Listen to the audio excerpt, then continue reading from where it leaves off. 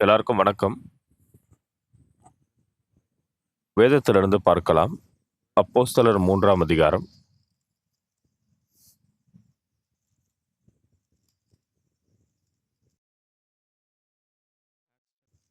அப்போஸ்தலர் 3ஆம் அதிகாரம் 1ஆம் வசனத்திலிருந்து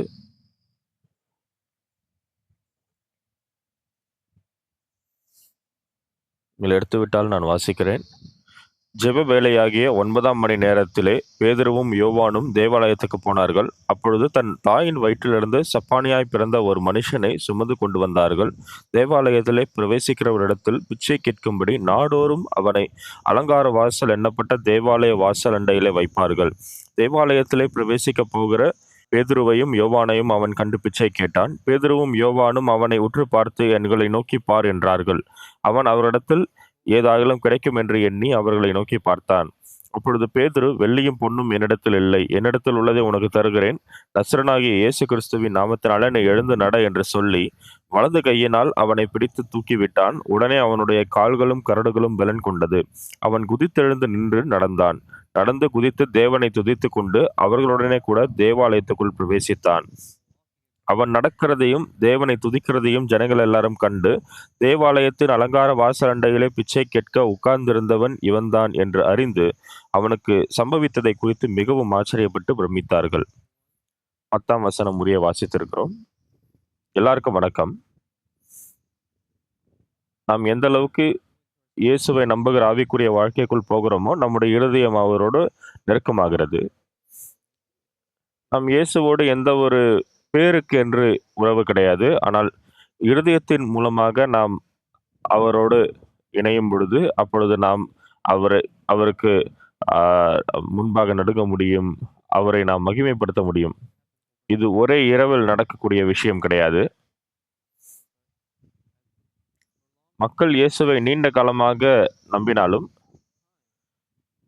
இயேசு நம்மோடு ஏதோ நேரடியாக பேசுகிறார் என்று இல்லை. நாம் ஆராதனை செய்யும் பொழுது, முழு இருதயத்தோடு அவரை துதிக்கும் பொழுது, இப்படிப்பட்ட காரியங்களை நம்மால் கற்றுக்கொள்ள முடிகிறது. தேவன் நம்முடைய ஆராதனையை ஏற்றுக்கொள்ளும் பொழுது, அவர் அதில் பிரியப்படுகிறார். நம்முடைய இருதயமும் அதன் மூலமாக சந்தோஷப்படுகிறது. நம் சபைக்கு ஏதோ அ சில உணர்வுகளுக்காக போகிறோம் என்று இல்லை. இயேசு நமக்கு பாவ மன்னிப்பை தந்திருக்கிறார். நான் அழிக்கப்பட்டிருக்க வேண்டும். ஆனால் இயேசு அதை ஏற்றுக்கொண்டார். இயேசு சிலுவையில் அறையப்பட்டதன் மூலமாக என்னுடைய எல்லா பாவங்களும் கழுவப்பட்டது.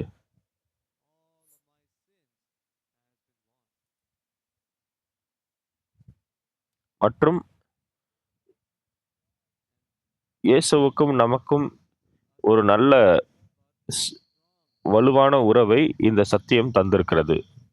நாம் எந்த அளவுக்கு ஆவிக்குரிய வாழ்க்கை வாழ்கிறோமோ, அப்பொழுது தேவன் நமக்கு இன்னும் நிறைய சிறப்பான காரியங்களை தந்திருக்கிறார். அவருடைய வாழ்க்கையை அவர் நமக்காக தந்திருக்கிறார். இயேசுவினுடைய அந்த அன்பு மிகவும் அற்புதம் உள்ளதாக இருக்கிறது. நாம் ஏதோ ஆராதனைக்கு வந்திருக்கிறோம் என்று எளிதாக நினைத்து விடலாம். ஆனால் இயேசுவினுடைய அந்த அன்பு, அவர் சிலுவையில் அறையப்பட்ட அந்த அவர் தியாகம் செய்ததை நாம் யோசிக்கும் பொழுது, இயேசுவுக்கு தெரியும் தான் பாடுபட வேண்டும் என்று. ஆனால் அவர் அதை பொருட்படுத்தாமல் அவர் நம்முடைய எல்லா பாவத்தையும் எடுத்துக்கொண்டு, அவர் கொடுத்த கிருபையின் மூலமாக நாம் பல பாவங்களை செய்த பாவிகளாக இருந்தோம். ஆனால் இயேசுவை நம்பி அவர் மீது உள்ள விசுவாசத்தின் மூலமாக நாம் பாவ மன்னிப்பை பெற முடிந்தது. மற்றும் நாம் இயேசுவோடு நாம் இயல்பாக நாம் உரையாடும் பொழுது நம்முடைய இருதயம் நெருக்கமாகிறது. நாம் தொடர்ந்து இயேசுவினுடைய இருதயத்தை தேட முடிகிறது. அந்த வகையில் நாம் இயேசுவினுடைய இருதயத்தை வைத்துக் கொள்கிறோம். நான் இளம் வயதிலிருந்து சபைக்கு போயிருக்கிறேன். ஆவிக்குரிய வாழ்க்கை என்னவென்று எனக்கு தெரியாது. நான் அதிகமாக வளரும் பொழுது, நான் சபைக்கு வந்து நான் ஆராதனை செய்தேன். சில நேரங்களில் நான் பிரசங்கித்திருக்கிறேன். நான் வேதத்தை திறக்கும் பொழுது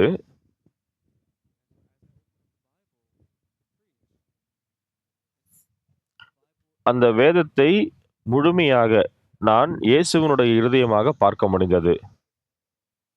மற்றும் அந்த வசனங்களை வாசிக்க முடிந்தது. இயேசுவினுடைய அந்த சந்ததி வம்ச வரலாறை பார்க்கும் பொழுது, அ அவர் இவரை பெற்றார், இவர் அவரை பெற்றார். அந்த இயேசுவினுடைய அன்பு மற்றும் இயேசுவினுடைய கிருபை. இயேசு இந்த பூமிக்கு நமக்காக சிலுவையில் மரிப்பதற்காக வந்தார். மற்றும் இயேசு அவருடைய திட்டத்தின் மூலமாக சிலுவையில் அறையப்பட்டார் மற்றும் 3ஆம் நாளில் உயிர்த்தெழுந்தார். ஆச்சரியமான விஷயம் என்னவென்றால், அந்த அற்புதமான அன்பில்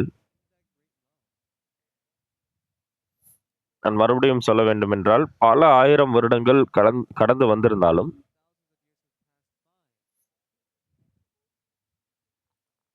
இயேசுவினுடைய அன்பிற்கு நாம் எப்படி செவி கொடுக்கிறோம், நமக்கு தெரியாது என்று சொல்ல முடியாது. நாம் அந்த இயேசுவினுடைய அன்பை ருசி பார்த்திருக்கிற காரணத்தினால் தான் நாம் இங்கே வந்து அமர்ந்திருக்கிறோம். நாம் இயேசுவினிடத்திலிருந்து பெற்ற அந்த அன்பின் மூலமாக அவர் மீது அன்பு கூறுகிறோம். அந்த இயேசுவை நோக்கின நன்றிக்குரிய இருதயம் நமக்குள் அதிகமாக பெருகுகிறது. நாம் சில நேரங்களில் உபவாசம் செய்கிறோம். எனக்கு சாப்பிடுவதென்றால் ரொம்ப பிடிக்கும். ஆனால் ஏன் இந்த உபவாசம் என்ற விஷயத்தை அவர்கள் கொடுத்தார்கள்? நான் நிறைய உபவாசம் செய்வேன் என்று சொல்ல முடியாது. ஆனால்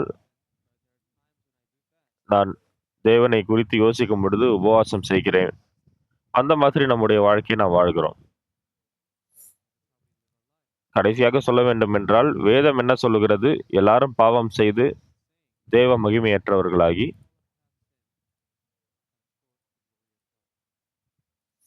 நிச்சயமாக இங்க இருக்கிற எல்லாரையும் பார்க்கும் பொழுது யாருமே பாவம் செய்யாதவங்க இருக்க மாட்டீங்க. எல்லாருமே பாவம் செய்து தேவ மகிமையற்றவர்களாகி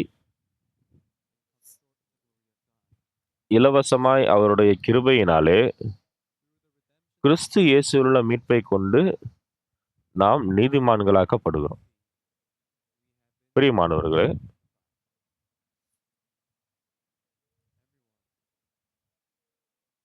இது ஏதோ ஒரு போதகரோ அல்லது ஒரு மூப்பரோ சொன்ன ஒரு விஷயம் கிடையாது. இது இயேசுவினுடைய வார்த்தை. எல்லாரும் பாவம் செய்து தேவ மகிமையற்றவர்களாகி நாம் எல்லாருமே நியாயம் தீர்க்கப்பட வேண்டியவங்க, நரகத்திற்கு போக வேண்டியவங்க. இலவசமாய் அவருடைய கிருபையினாலே கிறிஸ்து இயேசுவில் உள்ள மீட்பை கொண்டு தேவன் நமக்காக சிலுவையில் அறையப்பட்ட காரணத்தினால இலவசமாய் தேவனுடைய கிருபையினாலே நாம நீதிமான்களாக்கப்பட்டிருக்கிறோம். இங்க இருக்கிற யாராச்சும் உங்களுடைய பாவ மன்னிப்புக்காக நீங்க கிரயம் தந்திருக்கீங்களா? தேவன் சொன்னார், நீங்க நீதிமானா இருக்கீங்க. ஏன்? ஏன்னா இயேசு சிலுவையில் அறையப்பட்டார். நமக்காக ரத்தம் சிந்தினார். மற்றும் நம்மை மீட்டு இருக்கிறார். பாவத்திலிருந்து மீட்டு இருக்கிறார். அதனாலதான் பைபிள் என்ன சொல்லுது? எல்லாரும் பாவம் செய்து தேவ மகிமையற்றவர்களாகி இலவசமாய் அவருடைய கிருபையினாலே கிறிஸ்து இயேசுவில் உள்ள மீட்பை கொண்டு நீதிமான்களாக்கப்படுகிறார்கள்.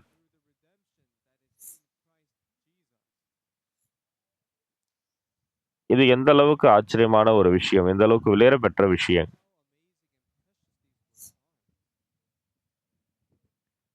ஏன் நான் உன் பாவத்தை கழுவி இருக்கிறேன்.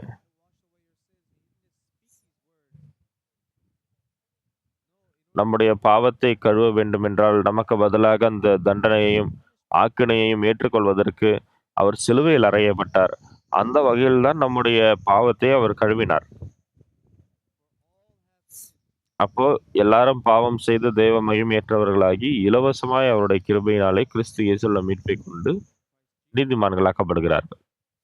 நாம் ஞாயிற்றுக்கிழமைகளில் சபைக்கு வருகிறோம், காணிக்கை செலுத்துகிறோம். தேவனுக்காக இந்தந்த காரியங்களை நாம் செய்கிறோம். ஆனால் தேவன் நமக்காக அவருடைய வாழ்க்கையை அவர் தந்திருக்கிறார். அவருடைய இரத்தத்தை அவர் சிந்தியிருக்கிறார். எதையும் அவர் விட்டு வைக்கவில்லை. நம்முடைய பெற்றோர்கள் கூட செய்ய முடியாத விஷயத்தை அவர் செய்திருக்கிறார்.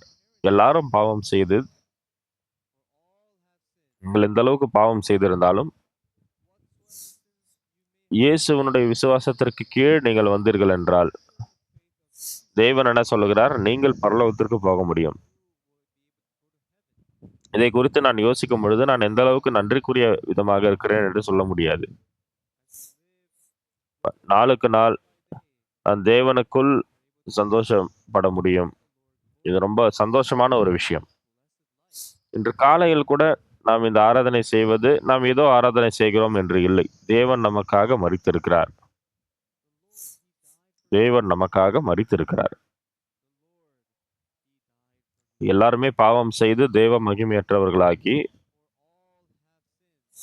இலவசமாய் அவருடைய கிருபையினாலே கிறிஸ்து இயேசுவில் உள்ள மீட்பைக் கொண்டு நீதிமான்களாக்கப்படுகிறார்கள்.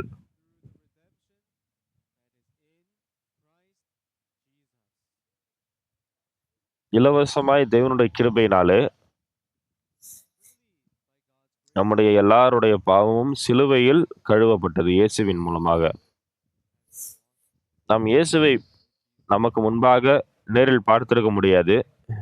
போதகர் பார்க்க அவர்கள் இந்த புல்பிட்ல இருந்து இந்த வார்த்தையை நான் கொடுத்தாலும், நீங்கள் இயேசுவை நேரில் பார்த்திருக்க முடியாது. ஆனால் அந்த இயேசு சிலுவையில் அறையப்பட்டார் மற்றும் நம்முடைய பாவத்திற்காக அவர் மரித்தார். நாம் பாடுபட வேண்டிய எல்லா பாவத்தையும் அவர் நம்முடைய இடத்தை எடுத்துக்கொண்டு அவர் சிலுவையில் ஆணி அடிக்கப்பட்டார் மற்றும் அந்த இயேசு நமக்காக மரித்தார். நாம் தேவனை குறித்து யோசித்து பார்க்கும் பொழுது அது ரொம்ப வெளியேற பெற்றதாக இருக்கிறது. ரொம்ப ஆச்சரியமாக இருக்கிறது. என்னை போன்ற ஒரு பாவி பாவ மன்னிப்பை பெற்றுக்கொள்வது. இப்பொழுது நான் தேவனுக்கு முன்பாக ஒரு நீதிமான் என்ற நிலையில் நிற்கிறேன். இப்பொழுது நிச்சயமாக நான் நம்புறேன், இயேசுவனுடைய அந்த தேவ ஆட்டுக்குட்டியின் இரத்தத்தின் மூலமாக நான் மீட்கப்பட்டிருக்கிறேன். நான் மீட்கப்பட்டிருக்கிறேன். நான் மீட்கப்பட்டிருக்கிறேன். இயேசு என்னை ரட்சித்திருக்கிறார். அவர் என்னை பாதுகாத்திருக்கிறார். இப்பொழுது ஹல்லேலூயா, என்னுடைய சத்தத்தை உயர்த்தி நான் அவரை துதிப்பேன். ஏனென்றால் நான் ஆட்டுக்குட்டியின் இரத்தத்தின் மூலமாக மீட்கப்பட்டிருக்கிறேன். இயேசுவனுடைய இரத்தத்தின் மூலமாக, இயேசு சிலுவையில் அறையப்பட்டதன் மூலமாக நம்முடைய பாவம் எல்லாம் கழுவப்பட்டது. அவர் சிலுவையில் அறையப்பட்டார், நமக்காக மரித்தார். அவ்வாறு நாம் செய்த எல்லா பாவங்களும், அவர் நம்முடைய பாவத்தை எல்லாம் கழுவினார். வேதத்தின் அடிப்படையில் பார்க்கும் பொழுது அவர் அனைத்தையும் முடித்திருக்கிறார். நம்முடைய பாவத்தை எல்லாம் கழுவின அந்த ஆண்டவரை பார்க்கும் பொழுது நாம் மிகவும் நன்றி செலுத்துகிறேன். அது எனக்கு ரொம்ப இருதயத்தை கவரக்கூடிய விஷயமாக இருக்கிறது. நேரத்திற்கு நேரம் ஜெபிக்கும் பொழுது நான் ரொம்ப நன்றியாக இருக்கிறேன். உண்மையாகவே நமக்காக தேவன் அவருடைய இரத்தத்தை சிந்தினார். நம்முடைய எல்லா பாவத்தையும் கழுவி இருக்கிறார். பொன் வெள்ளியின் மூலமாக இல்லை, எந்த ஒரு ஆஸ்தியின் மூலமாகவும் நம்முடைய பாவம் கழுவப்படவில்லை. பரிசுத்த தேவ ஆட்டுக்குட்டியின் இரத்தத்தின் மூலமாக நான் பரிசுத்தமாக்கப்பட்டிருக்கிறேன். நான் மீட்கப்பட்டிருக்கிறேன். நான் மீட்கப்பட்டிருக்கிறேன். இயேசு என்னை ரட்சித்திருக்கிறார். அவர் என்னை மீட்டு கொண்டார். நாம் ஏதோ சும்மா பரலோகத்திற்கு போகிறோம் என்று இல்லை. நான் பரலோகத்திற்கு வந்திருக்கிறேன், அதற்காக நாம் பரலோகத்திற்கு போகவில்லை. இயேசுவால் தேவனால் அனுப்பப்பட்ட இயேசு அவர் இந்த பூமிக்கு வந்தார் மற்றும் அவர் சிலுவையில் அறையப்பட்டு மரித்தார். மனுஷர்களுடைய எல்லா பாவத்திற்காகவும்.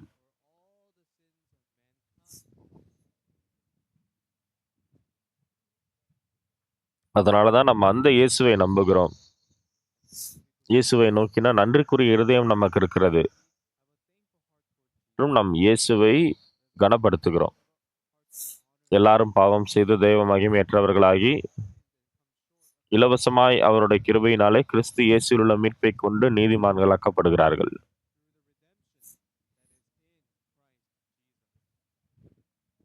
இதையெல்லாம் நம்ம மனப்பாடம் செய்ய வேண்டாம். ஏனென்றால் இது நம்முடைய இருதயத்திற்குள் இருக்கிறது. நிச்சயமாக இயேசு ஒவ்வொரு ஆத்துமாக்களுக்காகவும் அவர் சிலுவையில் அறையப்பட்டார். அவருடைய சரீரம் கிழிக்கப்பட்டது மற்றும் அவர் அடிக்கப்பட்டு எல்லா வலிகளையும் அவர் அனுபவித்தார்.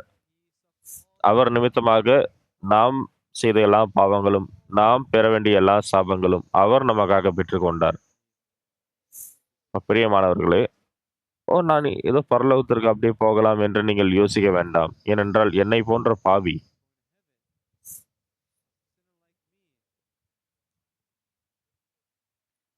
நான் இயேசுவை நினைவு கொள்ள வேண்டும். நான் அவருக்கு நன்றி செலுத்த வேண்டும். அவர் நமக்காக சிலுவையில் அறையப்பட்டதன் மூலமாக நாம் செய்த எல்லா பாவங்களும் இயேசு அதை மன்னித்திருக்கிறார். அவருடைய கிருபையினாலே இலவசமாய் நம்மால் பரலோகத்தினுடைய அந்த திறந்த வாசலுக்குள் பிரவேசிக்க முடிகிறது.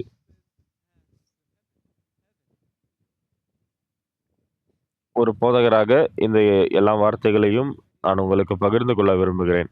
நான் பரலோகத்திற்கு போகக்கூடிய ஒரே ஒரு நிபந்தனை என்னன்னா, நான் சபிக்கப்பட வேண்டியவன். ஆனா இயேசு எனக்காக அந்த ஆக்கினை ஏற்றுக்கொண்டார். அவர் சிலுவையில் அறையப்பட்டார். அவர் மூலமாக என்னுடைய பாவம் கழுவப்பட்டது. என்னுடைய பாவங்கள், என்னுடைய இருதயம் பாவத்திலிருந்து விடுபட்டிருக்கிறது. இப்பொழுது என்னால் இதை பாட முடியும். நான் மீட்கப்பட்டேன். நான் இயேசுவின் இரத்தத்தின் மூலமாக மீட்கப்பட்டேன் என்று. இயேசுவினுடைய மரணம் எல்லா உலகத்தினுடைய பாவத்திற்காக, எல்லா மனிதர்களுடைய பாவத்திற்காகவும் அவர் மரித்தார். நமக்காக மரித்தார். நம்மை எல்லா பாவத்திலிருந்தும் அவர் மன்னித்திருக்கிறார். மற்றும் இந்த எல்லா வேலைகளும் செய்து முடிக்கப்பட்டது. இதை நம்புகிறவர்கள் பரலோகத்துக்கு போக முடியும். நம்பாதவர்கள் நரகத்திற்கு தான் போக வேண்டும். அது ஒரு சோகமான விஷயம். நிறைய பேர் சபைக்கு இந்த பாவ மன்னிப்பை பெற்றுக்கொள்வதற்காக வருகிறது. எனக்கு ரொம்ப நன்றியாக இருக்கிறது. போதகர் பார்க் ஆகிய நான் மாத்திரம் சந்தோஷமாக இல்லை, இயேசுவும் ரொம்ப சந்தோஷப்படுகிறார். அதுதான் எனக்கு இருக்கிற இருதயம். அதனாலதான் நம்ம பாடல்களை பாடுகிறோம். அவர் ரத்தம் என் பாவம் கழுவியதே. உண்மையாகவே இயேசு சிலுவையில் அறையப்பட்ட பொழுது, நமக்காக அவர் மரித்த பொழுது, இந்த பூமியில இருக்கிற எல்லாருக்காகவும் அவர் மரித்த பொழுது, நம் பரலோகத்திற்கு போகக்கூடிய அந்த கிருபையை பெற்றுக்கொண்டோம். நம்முடைய எல்லா பாவங்களும் கழுவப்பட்டதன் மூலமாக நாம் இனி பாவிகள் இல்லை. நாம் பரலோகத்திற்கு போகக்கூடிய அந்த வாய்ப்பை பெற்றிருக்கிறோம். ஆனால் நம்முடைய இருதயத்தை உடைக்கக்கூடிய விஷயம் என்னவென்றால், இயேசு நம்முடைய எல்லா பாவத்தையும் கழுவி இருந்தாலும், ஆனால் அவரை நம்பாதவர்கள், அவரை நம்பாதவர்களிடத்தில் நான் என்ன விஷயம் சொல்வது என்று எனக்கு தெரியவில்லை. இன்றைக்கு உங்களுடைய குடும்பத்தினரிடத்துல, உங்களுடைய உறவினரிடத்துல நீங்கள் ரொம்ப தெளிவாக சொல்ல வேண்டும். இயேசு நமக்காக மரித்தார். அவருடைய இரத்தத்தையே சிந்தினார். அதன் மூலமாக நம்முடைய எல்லா பாவங்களும் கழுவப்பட்டது. நாம் வேற எதுவும் செய்ய தேவையில்லை. பாவத்தினுடைய எல்லா கிரயத்தையும் நான் செலுத்தவில்லை. இயேசு அனைத்தையும் செலுத்தி முடித்திருக்கிறார். அதன் மூலமாக என்னுடைய எல்லா பாவமும் கழுவப்பட்டது. விளங்குகிறதா? வேதம் என்ன சொல்லுகிறது? எல்லாரும் பாவம் செய்து தெய்வ மகிமையற்றவர்களாகி இலவசமாய் அவருடைய கிருபையினாலே கிறிஸ்து இயேசுவில் உள்ள மீட்பை கொண்டு நீதிமான்களாக்கப்படுகிறார்கள்.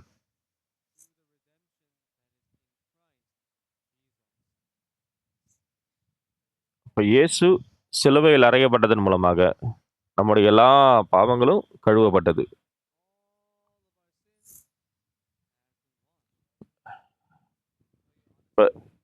வெளிப்புறமா சொல்லணும்னா, உங்களுக்கு நீங்க செஞ்ச எல்லா பாவமும் ஞாபகம் இருக்கா?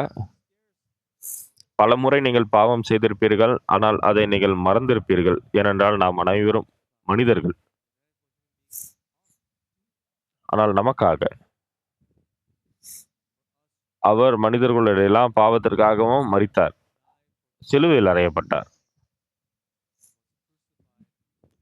அந்த வகையில் நாம் பரலோகத்திற்கு செல்ல முடியும். அதற்காக நமக்காக தேவன் அனைத்தையும் ஏற்பாடு செய்திருக்கிறார்.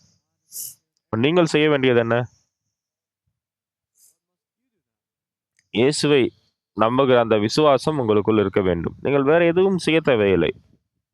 ஏனென்றால் உங்களுடைய எல்லா பாவமும் இயேசுவின் மூலமாக கழுவப்பட்டதன் மூலமாக நீங்கள் பரலோகத்திற்கு போக முடியும். இயேசு யார் என்றும் உங்களுக்கு தெரியவில்லை என்றால், அவர் உங்களுடைய பாவத்தை கழுவினார் என்று உங்களுக்கு தெரியவில்லை என்றால்,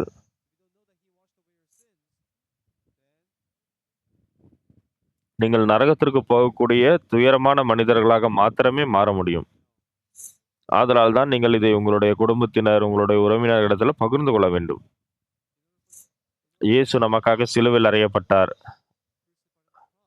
அவர் நேரடியாக சிலுவையில் மரிக்கவில்லை. அவர் கஷ்டப்பட்டார். அவர் வலி அனுபவித்தார்.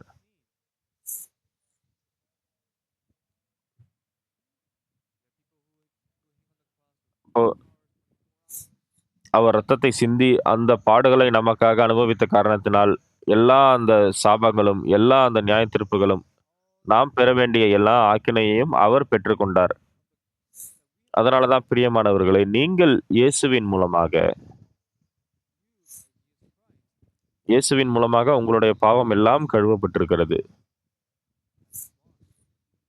நீங்கள் திருடினது, பொய் சொன்னது, எந்த ஒரு பாவமாக இருந்தாலும் இயேசு அனைத்து பாவத்தையும் எடுத்துக்கொண்டார். நீங்கள் பரிசுத்தமாக்கப்பட்டீர்கள். அப்படியானால் நீங்கள் செய்ய வேண்டியது என்ன? நீங்கள் பரலோகத்திற்கு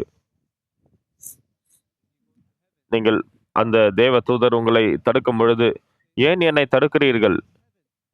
இயேசுவினுடைய பாவத்தை எல்லாம் எடுத்திருக்கிறார். அப்ப எந்த தேவ தூதராலையும் ஒன்றும் சொல்ல முடியாது. என்றென்றைக்கும் நான் இயேசுவோடு கூட அவருடைய ராஜ்யத்தில் இருக்கும்படியாக நான் போக முடியும். நான் இயேசுவுக்குள் இருக்கும் பொழுது, அந்த ஞாயிற்றுக்கிழமை ஆராதனைக்கு வரும் பொழுது, சில நபர்கள் அவர்கள் உபவாசம் எடுப்பார்கள். சிலர் 40 நாட்களுக்கு உபவாசம் எடுப்பார்கள் என்று நான் கேள்விப்பட்டிருக்கிறேன். சில சகோதரிகள் இருக்கிறார்கள். அவர்கள் மலைகளுக்கு சென்று உபவாசம் எடுப்பார்கள். நான் 40 நாட்களுக்கு முன்பாகவே நான் இறந்து விடுவேன். சில நாட்களுக்கு என்னால் அந்த உபவாசம் எடுக்க முடியும். ஆனால் இதற்கு முன்பாக நான் பலமுறை அதை செய்திருக்கிறேன். உண்மையாகவே இயேசு நமக்காக மரித்திருக்கிறார். நம்முடைய பாவத்தின் ஆக்கினையை அவர் கொடுத்து முடித்திருக்கிறார். எல்லாரும் பாவம் செய்து தேவ மகிமையற்றவர்களாகி, இலவசமாய் அவருடைய கிருபையினாலே கிறிஸ்து இயேசுவில் உள்ள மீட்பை கொண்டு நீதிமான்களாக்கப்படுகிறார்கள்.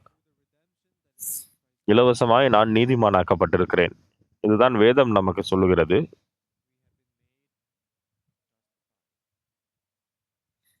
இலவசமாய் தேவனுடைய கிருபையினாலே நாம் நீதிமான்களாக்கப்பட்டிருக்கிறோம். அது நமக்கு மிகவும் நன்றிக்குரிய இருதயத்தை தருகிறது.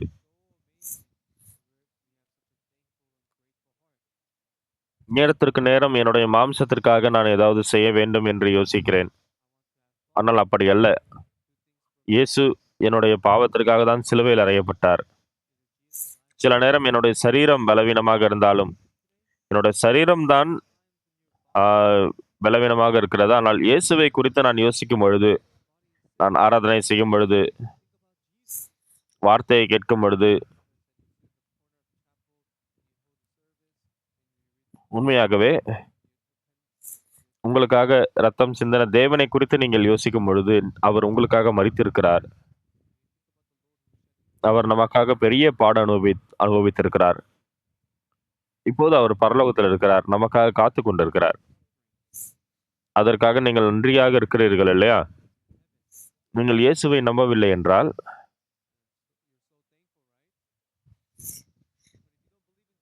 இயேசுவை நம்பின பிறகு என்னுடைய எல்லா பாவமும் கழுவப்பட்டது. ஆமென். நம்முடைய வாழ்க்கை வாழும் பொழுது, நாம் மரித்த பிறகு பரலோகத்திற்கு போய் நாம் தேவனை தேடும் பொழுது, "ஓ தேவனே இங்கே இருக்கிறீர்களா?" இப்ப தேவன் நம்மை பார்த்து பிரியப்படுவார். "ஓ அந்த அ நம்முடைய தேவன் நமக்காக காத்துக் கொண்டிருக்கிறார்." இந்த மாதிரி நம்மால ஆசீர்வாதமான வாழ்க்கையை வாழ முடியும். கிறிஸ்தவம் என்றால் இது ஜீவனுடைய அ மதமாக இருக்கிறது. இயேசு நம்முடைய எல்லாம் பாவத்திற்காகவும் மரித்திருக்கிறார். நம்முடைய எல்லாம் பாவத்தையும் அவர் எடுத்து விட்டார். ஆமென். அதனால தான் நீங்க எல்லாரும் உங்களுடைய எல்லா பாவமும் கழுவப்பட்டிருக்கிறது. நீங்கள் வேற எதுவுமே செய்யத் தேவையில்லை. தேவன் நம்முடைய பாவத்திற்காக மரித்திருக்கிறார். இனி நான் பாவி அல்ல. நான் பரலோகத்திற்கு போக முடியும். இந்த விசுவாசம் உங்களுக்கு இருக்கும் என்று நான் நம்புகிறேன். பொன் வெள்ளியின் மூலமாக இல்லை. என் பாவம் கழுவப்பட்டது. பரிசுத்த தேவன் அவர் ரத்தம் என் பாவம் கழுவியதே. நான் கழுவப்பட்டேன். நான் கழுவப்பட்டேன். அவர் என்னை இரட்சித்தார். மீட்டுக் கொண்டார். ஹalleluya. அந்த சிங்காசனத்தில் செல்லும் பொழுது நான் சந்தோஷப்படுவேன். அவர் ரத்தம் என் பாவம் கழுவியதே. நான் இளம் வயதிலிருந்தே சபைக்கு ஞாயிறு பள்ளிக்கு போயிருக்கிறேன். நான் எனக்கு வயதான பொழுது இயேசு எனக்காக தான் மரித்தார் என்பதை நான் உணர்ந்தேன். அதன் பிறகு நான் கிறிஸ்தவனாக மாறினேன். என்னுடைய குடும்பத்தினர் எல்லாருமே இயேசுவை நம்பினார்கள். அதன் பிறகு நான் சுவிசேஷம் அறிவிக்கிறவனாக மாறினேன். இப்பொழுது நான் ஒரு போதகராக இருக்கிறேன். ஒரு போதகராக என்னுடைய வாழ்க்கையை நான் வாழ்ந்த பொழுது,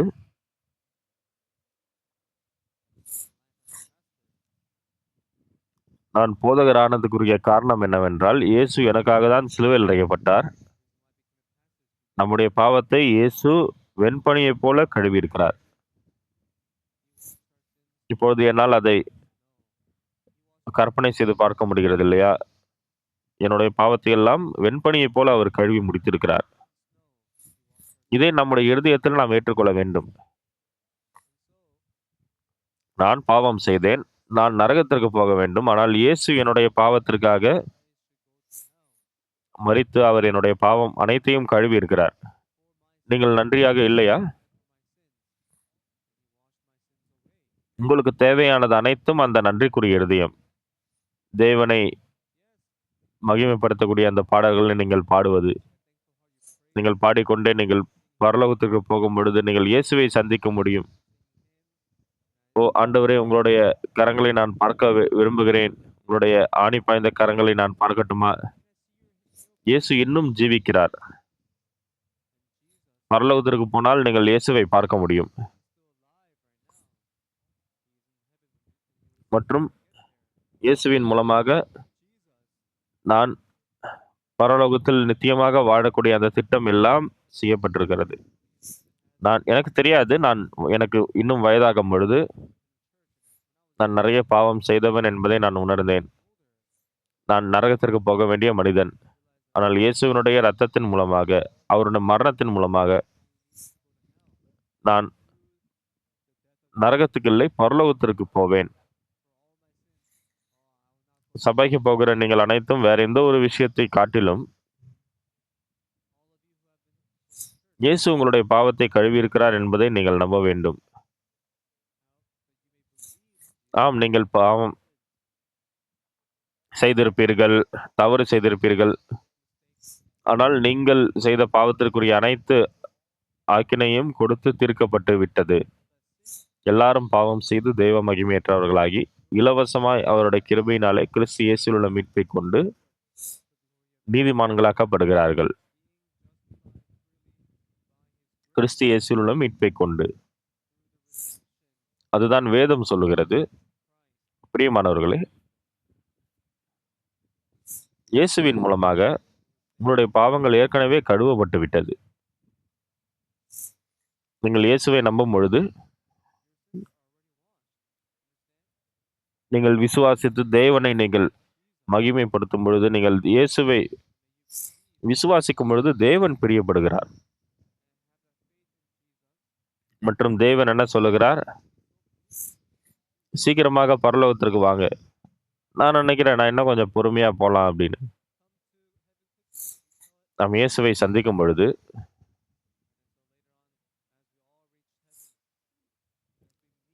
பரலோகத்தில் இருக்கிற 1000, 10,000 மக்கள் ரட்சிப்பை பெற்றுக் கொண்டார்கள். அந்த இயேசுவோடு சேர்ந்து, அந்த ரட்சிக்கப்பட்டவர்களோடு சேர்ந்து நாம் நித்தியமான வாழ்க்கை வாழ முடியும். இளம் வயதிலிருந்தே நான் சபைக்கு போயிருக்கிறேன். நான் இந்த ஞாயிறு பள்ளிகளுக்கு போகும்பொழுது, அவர்கள் எனக்கு மிட்டாய் கொடுப்பார்கள். மற்றும் சில வேடிக்கையான கதைகளை கேட்டு நான் வளர்ந்தேன். ஆனால் நான் பாவி என்று பார்த்தேன். பாவத்து நிமித்தமாக என்னுடைய இருதயம் ரொம்ப கவலையாக இருந்தது. ஆனால் கிறிஸ்து இயேசுவின் மீட்பைக் கொண்டு இலவசமாய் தேவனுடைய கிருபையின் மூலமாக நான் நீதிமானாக்கப்பட்டேன். இந்த வார்த்தைகள் என்னுடைய இருதயத்தில் ரொம்ப பெரிதாக வந்தது. இயேசு 2000 வருஷங்களுக்கு முன்பாகவே எனக்காக மரித்திருக்கிறார். நான் பெற வேண்டிய அந்த ஆக்கினை அனைத்தையும் இயேசு செலுத்தி முடித்திருக்கிறார். இயேசு நம்முடைய பாவத்தை எல்லாம் கழுவி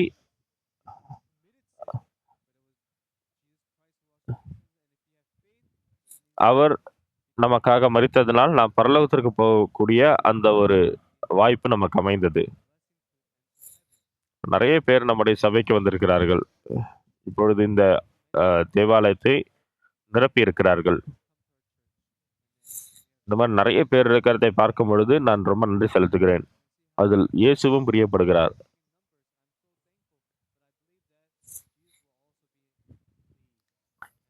நீங்கள் இங்கே வந்து, தேவனே என்னுடைய பாவத்தை எடுத்துக்கொண்டதுக்காக நன்றி. என்னுடைய தண்டனை ஏற்றுக்கொண்டதற்காக நன்றி. என்னுடைய எல்லா நியாய தீர்ப்புகளையும் நீங்கள் ஏற்றுக்கொண்டதற்காக நன்றி. இந்த மாதிரி நமக்கு அது நன்றிக்குரிய இருதயத்தை தருகிறது. இதை நீங்கள் உங்களுடைய பிள்ளைகளுக்கு கற்றுக் கொடுக்க வேண்டும். உங்களுடைய பிள்ளைகள் புரிந்து கொள்ள முடியாமல் இருக்கலாம். ஆனால் நீங்கள் பொறுமையாக, நாம் எல்லாருமே பாவம் செய்தவர்கள், நம்ம நரகத்துக்கு போக வேண்டியவங்க. ஆனா இயேசு நம்முடைய எல்லா பாவத்திற்காகவும் மரித்தார். அவர் நமக்காக வலி அனுபவித்தார். அந்த வகையில தான் நம்மளுடைய எல்லா பாவமும் கழுவப்பட்டது. அதனால தான் நம்ம சபைக்கு போறோம். நம்ம ஆண்டவர துதிக்கிறோம். அவர நம்புகிற அந்த இருதயம் நமக்கு ஏற்படுகிறது. நாம் இங்க ஆராதனைக்கு வரும்பொழுது, நாம் அவரை நினைத்து பார்க்க வேண்டும். இப்பொழுது நாம் இந்த ஆராதனை செய்யும் பொழுது, நீங்கள் மாத்திரமல்ல, தேவனும் சந்தோஷப்படுகிறார்.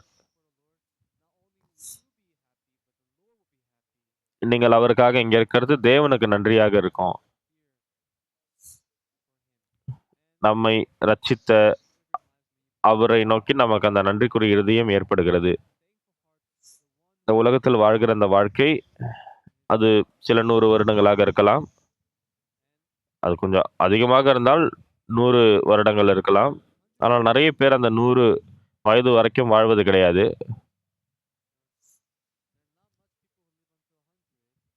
இப்பலாம் நிறைய அந்த மருத்துவ ரீதியாக வளர்ச்சி இருக்கிறதுனால 100 வருஷங்களுக்கு மேல வாழ்க்கை வாழ்க்கை வாழ முடியும். ஆனா பரலோகத்துல வாழ்கிற வாழ்க்கை நித்தியமான வாழ்க்கை. நாம் அந்த நித்திய ஜீவனை பெற்றிருக்கிறோம். நேரத்திற்கு நேரம் நம்மளுடைய இருதயத்துல நாம் தேவனுக்கு நன்றி செலுத்தணும். தேவனை நோக்கின அந்த நன்றிக்குரிய இருதயம் நமக்கு இருக்க வேண்டும். நீங்கள் மாத்திரம் அல்ல, உங்களுடைய கணவர்கள், உங்களுடைய மனைவிகள், அப்ப எல்லா குடும்பத்தினரும் நீங்கள் தேவனை நம்புகிறவர்களாக இருக்க வேண்டும். என்னுடைய அக்காவும் கூட நீண்ட நாட்களாக என்னை அ பின்பற்றி சபைக்கு வருவாங்க. இப்ப என்னுடைய குடும்பத்தினர் அனைவரும் தேவனை நம்புகிறவர்களாக இருக்கிறார்கள். என்னுடைய அப்பா இறந்து போயிட்டாரு. என்னுடைய அக்கா இறந்து போயிட்டாங்க.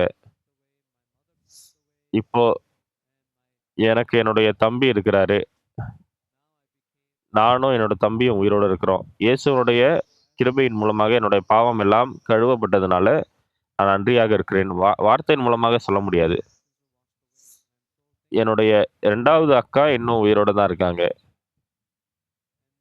மற்றும் நான், என்னுடைய தம்பி, நாங்கள் 3 பேரும். பல வருடங்கள் கடந்து போயிருக்கிறது. அப்ப நீண்ட நாட்களுக்கு பிறகு நானும் கூட பரலோகத்தில் சேர்த்துக் கொள்ளப்படுவேன். நாம் பரலோக ராஜ்யத்தில் போகும்பொழுது நம்முடைய வாழ்க்கையை நாம் எப்படி வாழ முடியும்? நாம் அவரை மகிமைப்படுத்தி ஆசீர்வாதமான வாழ்க்கை வாழ முடியும். கடைசியாக நான் கேட்க விரும்புகிற காரியம் என்னவென்றால், நீங்கள் ரட்சிக்கப்பட்டீர்கள் என்ற அந்த ஒரு விஷயத்தில் மாத்திரம் நீங்கள் திருப்தியாக வேண்டாம். உங்க கூட பிறந்தவங்க, உங்களுடைய சகோதர, சகோதரிகள் எல்லார் கூடயும் நீங்க உங்களுடைய நன்றிக்குரிய இருதயத்தை வெளிப்படுத்தி, தேவன் இந்த பூமிக்கு வந்தார். இயேசுவை நீங்கள் அவர்களுக்கு நீங்கள் அறிமுகப்படுத்தி, நீங்கள் அவரை குறித்து சொல்லி, அவர்கள் பரலோகத்திற்கு போவதற்கும் நீங்கள் வழி செய்ய வேண்டும். நான் நம்புகிறேன், இங்க இருக்கிற எல்லாருடைய பாவத்தையும் இயேசு கழுவி முடித்திருக்கிறார். நான் நிறைய சின்ன வயதாக இருந்த பொழுது நான் நிறைய திருடி இருக்கிறேன். திருடிவிட்டு நான் பாவ மன்னிப்பு கேட்டிருக்கிறேன். மற்றும் அதன் பிறகு இயேசு என்னுடைய பாவத்திற்காக மரித்தார் என்ற அந்த ஒரு சத்தியத்தை நான் அறிந்து கொண்டேன். பாவம் செய்யாதவர்கள் யாருமே இல்லை. எல்லாருமே பாவம் செய்திருக்கிறார்கள். நாம் செய்த எல்லா பாவத்தையும் இயேசு நமக்காக எடுத்திருக்கிறார். மற்றும் இயேசு கிறிஸ்து அவரை நோக்கின அந்த நன்றிக்குரிய இருதயம் நமக்கு இருக்கிறது. மற்றும் நீங்கள் முற்கொண்டு போகும் பொழுது அவரை நீங்கள் இன்னும் அதிக அதிகமாய் தெரிந்து கொள்ள முடியும். மற்றவர்களுக்கு நீங்கள் அவரை அறிமுகப்படுத்த முடியும். உங்களோட பாவத்தை கழுவின தேவனுக்கு நீங்கள் நன்றி செலுத்த முடியும். நீங்கள் அழ வேண்டாம். நீங்கள் தேவனை மகிமைப்படுத்தி அவர் மூலமாக நிரப்பப்பட்ட அந்த இருதயம் உங்களுக்கு இருக்கும் பொழுது நம்முடைய சபையில் இருக்கிற ஒவ்வொருவரும் பரலோகத்திற்கு போக முடியும். நான் நன்றி செலுத்துகிறேன். ஜெபிக்கலாம். அன்பின் பரலோகத்தின் பிதாவே, உமக்கு நாங்கள் நன்றி செலுத்துகிறோம். உம்மோடு சேர்ந்து இந்த ஆராதனை செய்வதற்கு நாங்கள் நன்றி செலுத்துகிறோம். நீங்கள் உம்முடைய குமாரன் இயேசுவை அனுப்பினீங்க. அவர் தம்முடைய இரத்தத்தை சிந்தினார், எங்களுக்காக மரித்தார். நாங்கள் ரொம்ப நன்றியாக இருக்கிறோம். இப்போது நாங்கள் வாழ்கிற வாழ்க்கை உம்மை சேவித்து வாழ்கிறோம். ஆண்டவரே, நிறைய மக்கள் உம்மை அறியாது இருக்கிறார்கள். அவர்களும் அதே ஆசீர்வாதத்தை பெற்று அந்த நித்திய பரலோகத்திற்கு போவார்கள் என்று நம்புகிறோம். நீங்கள் எங்களுக்காக கொடுத்த அந்த கிருபை, அதன் மூலமாக நாங்கள் மீட்கப்பட்டிருக்கிறோம். நாங்கள் எல்லாருமே அந்த இயேசுவை நம்பி ஆவிக்குரிய வாழ்க்கை வாழ்கிறோம். கடைசியாக நாங்கள் உம்மை சந்திக்கும் பொழுது, உம்மோடு சேர்ந்த அந்த சந்தோஷமான வாழ்க்கை நாங்கள் வாழ்வதை குறித்து யோசிக்கும் பொழுது நாங்கள் நன்றியாக இருக்கிறோம். இங்க இருக்கிற ஒவ்வொருவர் மீதும் உம்முடைய கிருபை பெறுவதாக. இயேசுவின் நாமத்தினால ஜெபிக்கிற நல்ல பிதாவே, ஆமேன். இத்துடன் இந்த ஆராதனை முடித்துக் கொள்ளலாம்.